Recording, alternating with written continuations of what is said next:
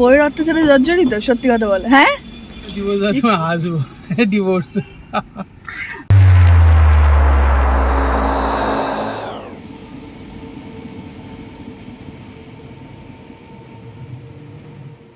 রাত্রি 9টার সময় চলে গেছিলাম ছাদে। কেন জানো? শনিবারের রাত, বড় ঠাকুরের পুজো দিতে যাব। রেডি হচ্ছি, বৃষ্টি তো পড়েই চলছিল সকাল থেকে টুপটুপ করে। তো সকাল থেকে আর কোনো ক্লিপ নেওয়া হয়নি। তো দেখি রাতে আরও বৃষ্টি বাড়ছে, আর আমাদের বড় ঠাকুরের পুজো দিতেও যেতে হবে। তো যথারীতি আর লোভ সামলাতে না পেরে তোমাদের সাথেও একটু শেয়ার করে নিলাম ওয়েদারটা। আর ফুল গাছগুলো কত তরতাজা হয়ে গেছে বৃষ্টির জল পেয়ে, দেখতেই পাচ্ছ। এই যে আমরা অলরেডি গাড়িতে উঠে গেছি, সৌরভ তার আগে বাইকগুলো তুলে রাখছিল, যেহেতু আমরা বড় ঠাকুরের পুজো দিতে যাব। তো পুজো দেওয়া হয়ে যাওয়ার পর কি কি করলাম না করলাম সবটাই তোমাদের সাথে শেয়ার করব। তো তোমরা দেখতে থাকো।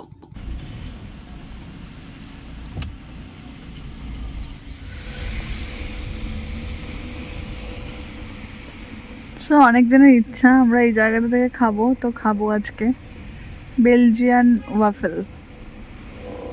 পাশে ডমিনোস থেকে খাবো না, বাট ওটা থেকে খাবো, তাই তো এই এনার ইচ্ছা।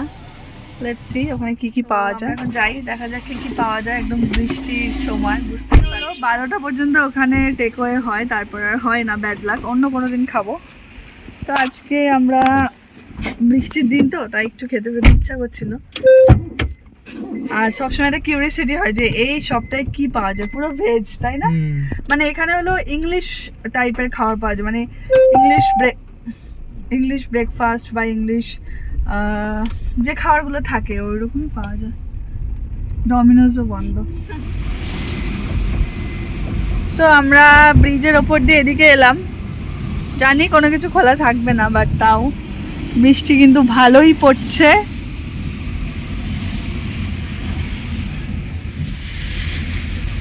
সো আমরা এদিক দিয়ে ঘুরে বাড়ি চলে যাবো, কারণ কিছুই খোলা নেই। বৃষ্টি তো পড়ছে, দেখতে পাচ্ছি না আমি সামনে, পুরো অন্ধকার। এখানে স্ট্রিট লাইট নেই কেন শোনো? সত্যি একটা হাইওয়েতে একটা স্ট্রিট লাইট নেই, মানে যা আছে ওটা না থাকার মতোই, মানে বুঝলাম না কেন। তার জন্য আমরা রিস্ক নিইনি, বাবা বাড়ি চলে এসেছি এই সাইড দিয়ে ঢুকে।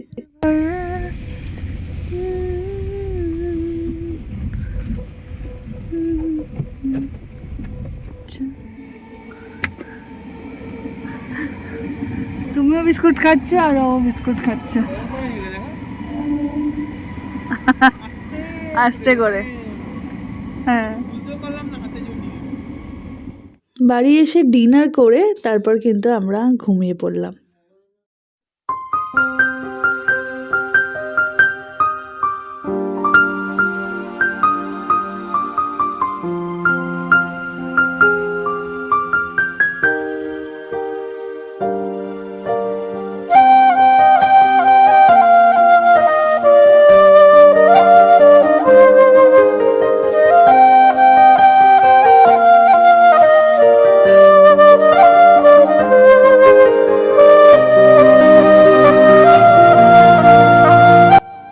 মেঘে ঢাকা আকাশ খুবই সুন্দর লাগছে দেখতে।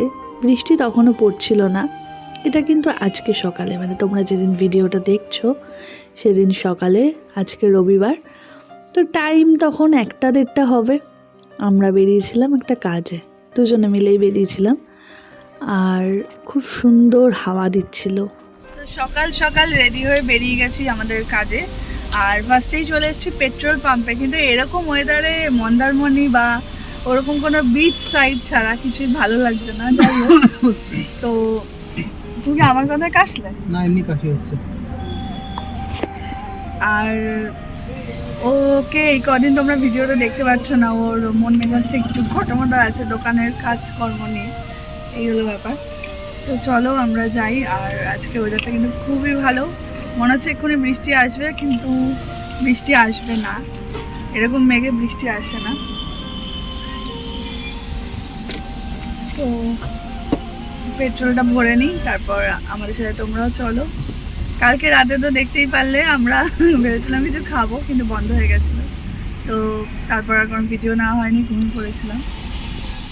একটু হাসো, নাহলে ভাববে তুমি হয়তো বউয়ের অত্যাচার, তুমি বউয়ের অত্যাচারে জর্জরিত। সত্যি কথা বলে, হ্যাঁ এ কি পাল্টি ছেলে বলো। তা তোমার হাসি দেখে বুঝতে পারছো তুমি আর কি মারছো। অনেকদিন পর তোমরাও হাসি মুখ দেখলে, আমিও দেখলাম। এই ট্যাক্সিগুলো শোনো একটা কেনা যায় এখনো আমাদের? পাওয়া তো যায়। কি সুন্দর না? আগে পাপার ছিল, ওগুলোকে সাদা কালার অ্যাম্বাসেডর বলতো। কি করে ডেলি ডেলি এটাকে খোঁড়ে ভাঙে করতে কি চায়? আকাশটা দেখো কত সুন্দর।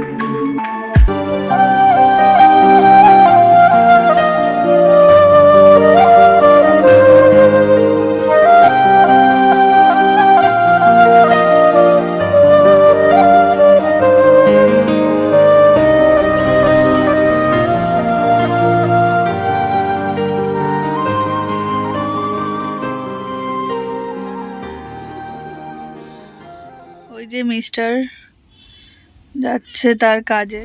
সো আমি এখন একটু ওয়েট করবো যথারীতি। তোমরা এটা একটা অভ্যাস হয়ে গেছে তোমাদের এইটা দেখা, দুদিন অন্তর অন্তরই।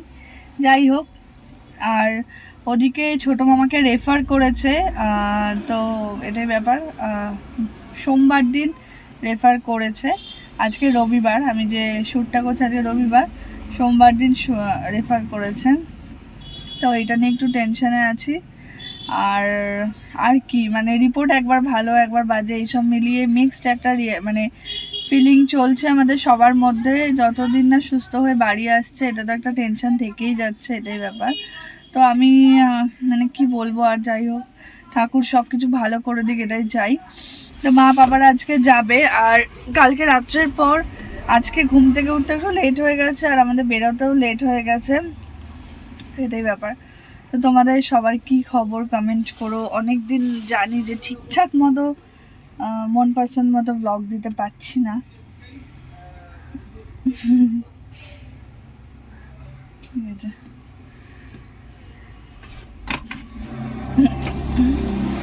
এটা দেখালে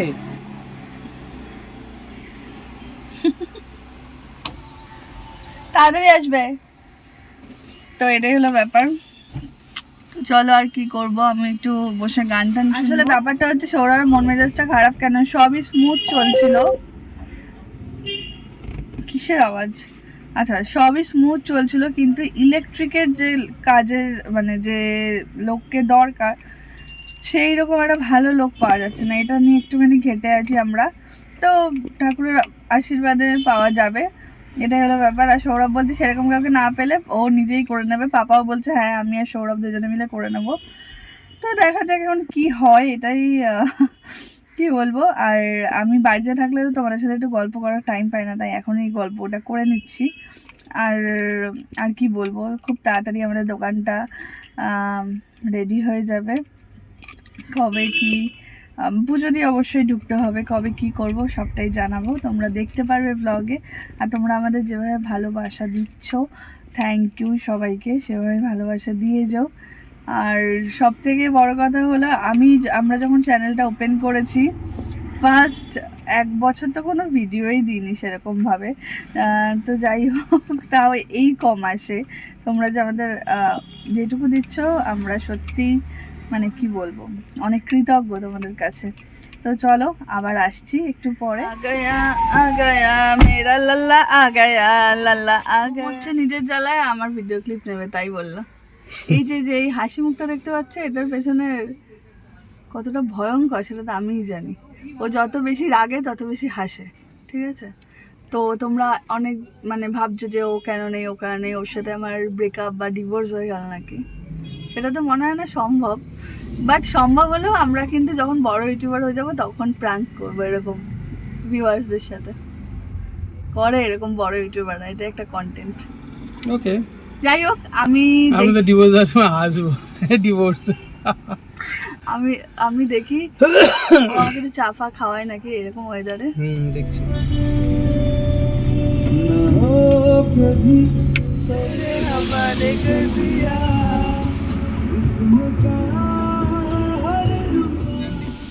বৃষ্টি পড়ছে।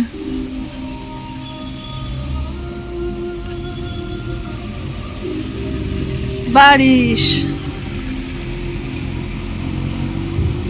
চুল চুলের কি অবস্থা, ভালো লাগছে বেশ, ওয়েদারটাও ভালো, বৃষ্টি পড়ছে।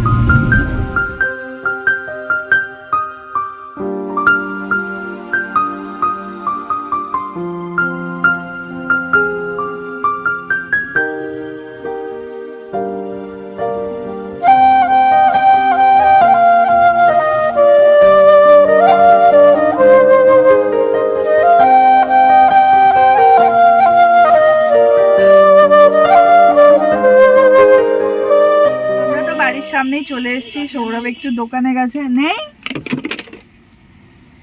দোকানে গেছে, মারা এখনো বেরোয়নি, আর ঘরের খাবার খেতে ইচ্ছে করছে না, এটাই হলো ব্যাপার। কিন্তু কিছু করার নেই, খেতে তো হবেই। খাবো না, কি আর করা যাবে, আমার খাওয়ার জিনিসটা পাইনি। ওই দোকানটায় পাওয়া যেত, ওই দোকানটায় দাঁড়ায়নি, ইচ্ছা করে দাঁড়ায়নি। তাও ওটা বাড়ি যাই, আর কি করবো। বাড়ি আসলাম, লাঞ্চ করলাম, ততক্ষণে পাপা আর মা রেডিও হয়ে গেছিলো, কারণ ছোটো মামাকে দেখতে যাচ্ছে। আর মণিমেশরাও যাবে, ছোটো মামার মেয়ে যাবে, আর বড় মামি যাবে পাপাদের সাথে। তো এই তো ব্যাপার। আর আমি আর সৌরভ কিন্তু ভেবো না যে আমরা দেখতে যাচ্ছি না বা কিছু, আমরা কিন্তু ফোনে ফোনে সমস্তই যোগাযোগ নিচ্ছি। আর যেহেতু পাপা আর মা সবসময় ওখানে থাকছে ছোটো মামার পাশে, তাই জন্য আমাদের আর যাওয়ার দরকার কিন্তু পড়ছে না, এটাই হলো ব্যাপার। আর ঠাম্মাকেও যেহেতু বাড়িতে দেখতে হয়, ওনাকে একা রাখাটা অসম্ভব, যেহেতু বয়স্ক মানুষ। এই জন্যই আমি আর সৌরভ কিন্তু বাড়িতে থাকছি। যদি ইনকেস ঠাকুর না করুক এমার্জেন্সি কিছু হয়, তখন তো অবশ্যই সৌরভে গিয়ে থাকতে হবে রাতে বা কিছু। তো ফার্স্ট দিনই সৌরভ বলেছিল যে আমি থাকি, তো বাবা মা বললো না, তুমি এদিকটা সামলাও আর আমরা ওদিকটা সামলাচ্ছি, এটাই ব্যাপার। তো এই ব্লগটা এখানেই শেষ করে দিচ্ছি। আশা করছি তোমাদের ভালো লেগেছে। যেইটুকু আমাদের জীবনে ঘটে সেটাই তোমাদের সাথে শেয়ার করি। তো সবাই পরের ব্লগের জন্য অপেক্ষা করো, অবশ্যই দেখা হবে। সবাই ভালো থেকো।